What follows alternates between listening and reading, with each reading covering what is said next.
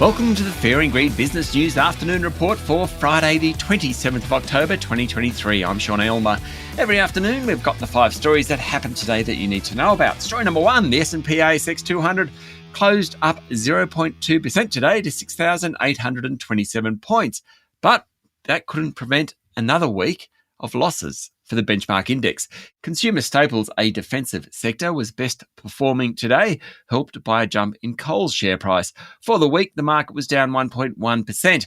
Among the large caps, National Australia Bank and Commonwealth Bank rose by almost 1%, as did Woolies, Transurban and Santos. Fortescue Metals, Macquarie and Wesfarmers were among the underperformers. In the commodity markets, both oil and gold were up a bit over the last 24 hours or so, and the Aussie dollar enters the weekend trading around 63.5 US cents. Story number 2, Prime Minister Anthony Albanese has called for every nation that's benefited from post-World War II peace and prosperity to work together to preserve the international order. At the end of his 4-day Washington trip, the Prime Minister also accused China of explicitly working to upend the global status quo. He also met with new House Speaker Mike Johnson and told him he hoped Congress would pass legislation allowing the AUKUS Pact to progress. Albanese also held a closed meeting with about 50 US politicians, some of whom are worried that the AUKUS deal could slow the manufacture of subs for the US. On China, the Prime Minister appealed for a dialogue between the US and China to diffuse tensions. Next stop, next week, Beijing. Story number 3, Harvey Norman is the country's largest white goods and home retailer, and pre-tax profits halved in the September quarter with a rapid slowdown in sales. Turnover in their stores in Australia and overseas, and that includes Harvey Norman Domain and Joyce Main, fell by 9% during the period. That compared to a 12% drop from competitor The Good Guys, which of course is owned by JB Hi-Fi. Chair Gerry Harvey said foot traffic was down between 20 and 25%, and sales had fallen by more than expected.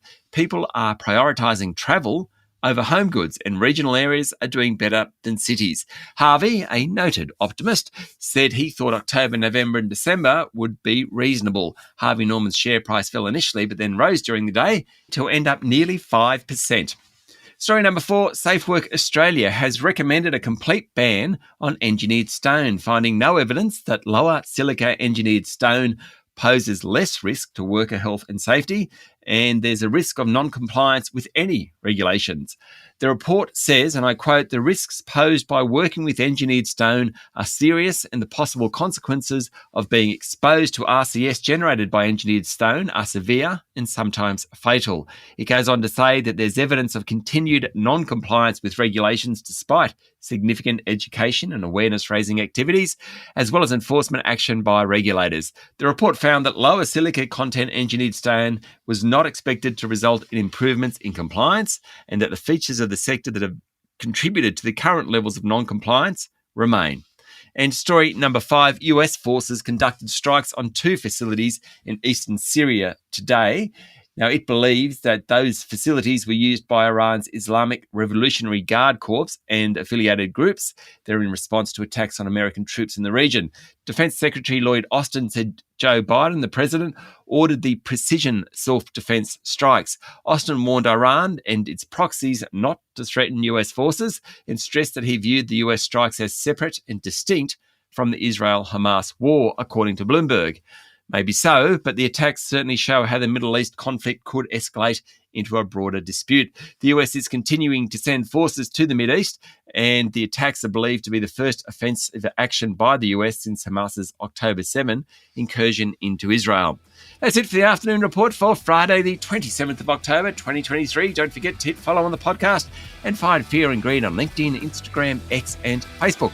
Join Adam Lang and I tomorrow morning for the weekend edition of the Fast 5 by Fear and Greed. I'm Sean Aylmer. Enjoy your evening.